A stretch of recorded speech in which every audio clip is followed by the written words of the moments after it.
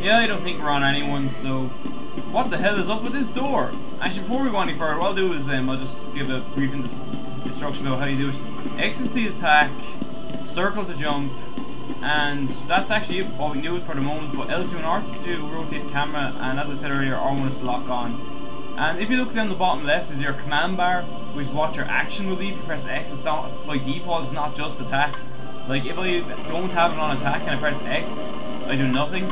But obviously these commands become available later, so we'll just leave it on attack for the time being. So let's examine this door. So basically now you can see we have a new option. We can go over this and examine. So why not examine the door? No point spending eternity here doing nothing.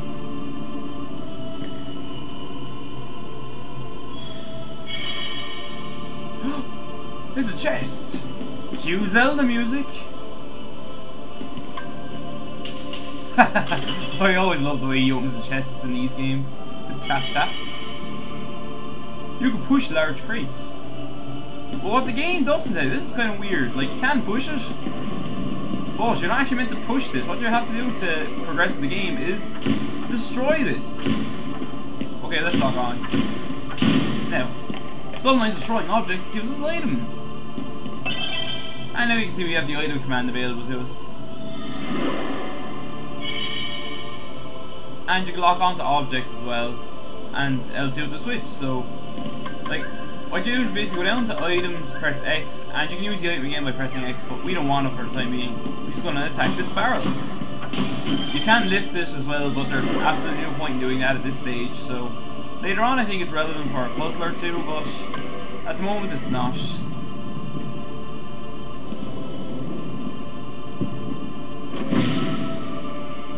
Yeah, let's just go through these doors, why not?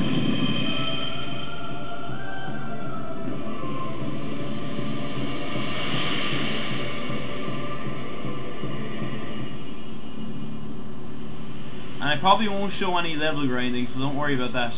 I won't do it too often, but I will do it later on.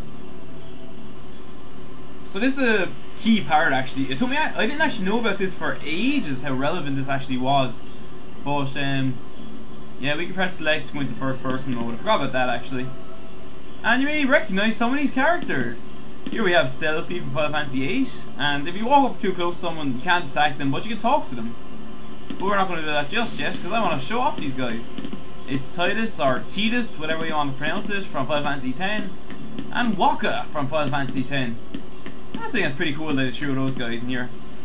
Because I remember when I first played this, the only reason I played this because I heard Final Fantasy characters were in it, and I was like looking through the list, and it's like Cloud, Squall, and there's a couple more in it as well.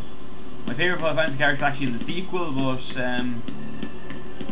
yeah, that's kind of what drew me into this game. But on its own, it's a great game. Final Fantasy characters are absolutely minor in this, so yeah, I guess that speaks a lot. So let's just talk to these guys. What do you want out of life? There are the options that you pick here determine, as you see in a minute, when your journey starts. There's 3 possible outcomes. Your journey can start in the morning, midday, and in the dark of night. And the way this affects your gameplay is that up till you get to level 40, your experience will develop a certain way, and then after that it'll change depending on your choices here.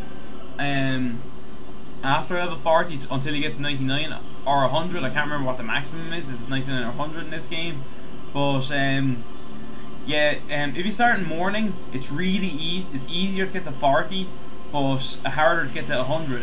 If you pick midday, it's sort of balanced in that it's okay to get to 40 and okay again to get to 100.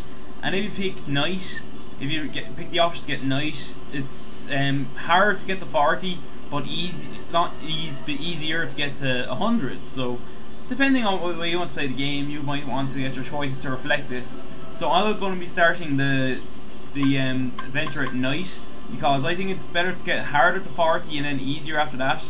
Because just in order to get this, just pick the 3 bottom options, by the way. Because whoop, didn't mean to pick that. Maybe if I just pick this again, it'll sort of balance it out. If not, I can just start again.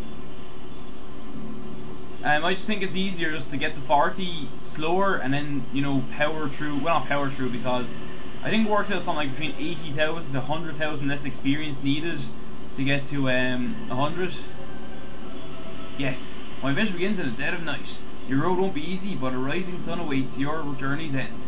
I actually was wondering for ages what those things mean. Like midday says your road will be steady, and morning says something about being bright and optimistic, but not worth a challenge or something. I can't really remember.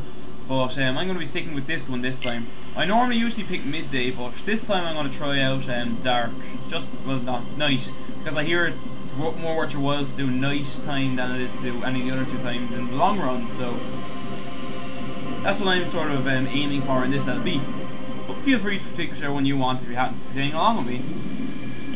And that's Aurora, I think, from Sleeping Beauty. I think that's her name. I never remember that princess's name. I'm almost certain it's Aurora. Now we have access to the menu. And as the game says, you can't access our menu during battle. Uh-oh, some more bad guys.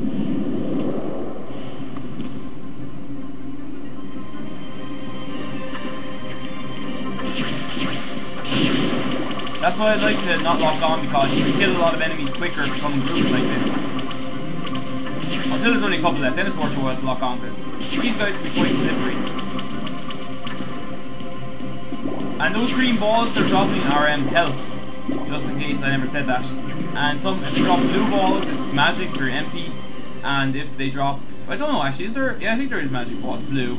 And if they drop, or is it clear for magic? I will find out later on. And they drop gold balls, that's the currency of the game, which is called, if you look in the bottom left, it's actually called money. Well done guys, very creative. Actually, well, we have options. Is there anything I want to configure here? Can I switch? Oh, no, I can't switch the difficulty while the game. I was like, whoa, I can do that, but no, I can't. And we'll leave on the default options just because, why not? And as you can see, it takes a lot of experience to get to the next level. I'd like to see a full table of this, but I'm not going to go and do that. Maybe I might Google it later and see if there is someone who's done it on the internet, which I'm sure there probably is. And here you can customize what you want each button to do. Like if you hold L1, okay, it's not available to us yet, sorry. But later on, you can hold L1 and press one of these buttons to use a quick attack without having to scroll through your menus, which is pretty nice. And as we have no abilities, and we only have the Dream Sword. And we only have 1 potion, so. And what's this thing?